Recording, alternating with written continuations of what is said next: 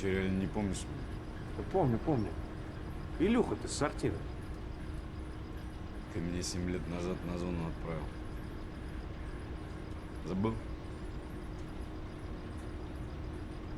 Я Илья. Из Лобни. Вспомнил? И чё? Ты зачем пришел? Поговорить.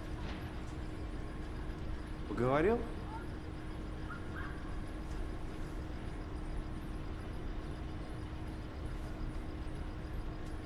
Еще 7 лет хочешь? Иди домой. К маме.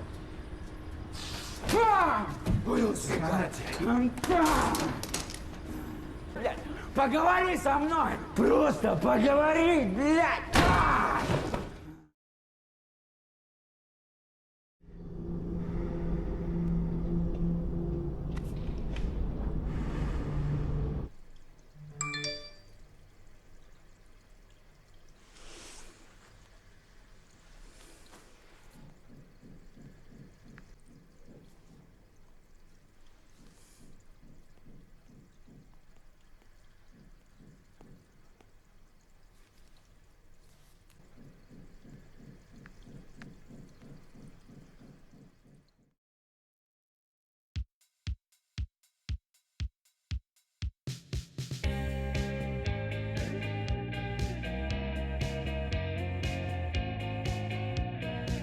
Hello everyone, today I'm gonna review text written by Dmitry Glukhovsky.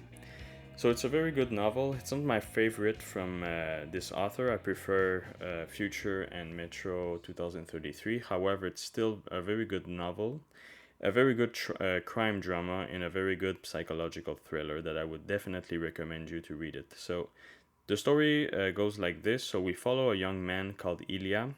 He just graduated from school and he goes with his girlfriend to a party, but of course things go south when the equivalent of the DEA in Russia conduct a raid on the spot and they arrest Ilya under false accusations. They arrest him for drug possession.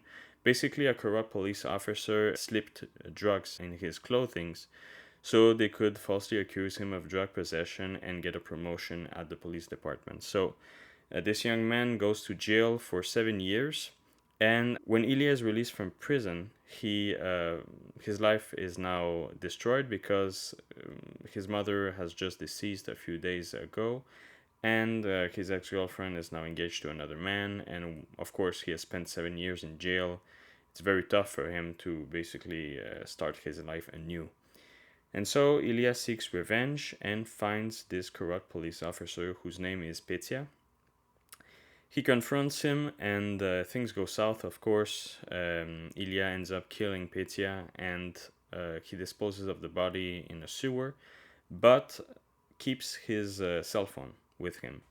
And in the course of the days that will follow, Ilya will basically impersonate Petya through his cell phone by texting the various people that Petya was close to, such as his parents, his friends, but also his girlfriend.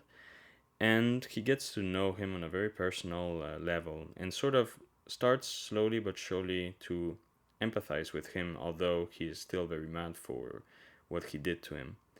But what's really important is that Ilya gets to understand why Petya was such a bad person, such a corrupt person who was willing to destroy his life just for the sake of getting a promotion at his job. And he basically starts correcting some mistakes that Petya was about to make. He gets to understand what he was about to do before he killed him and the troubles that he was in, so to speak. And this is a way for Ilya to sort of redeem himself for his crime and to almost redeem partly Petya for his wrongdoings at the same time.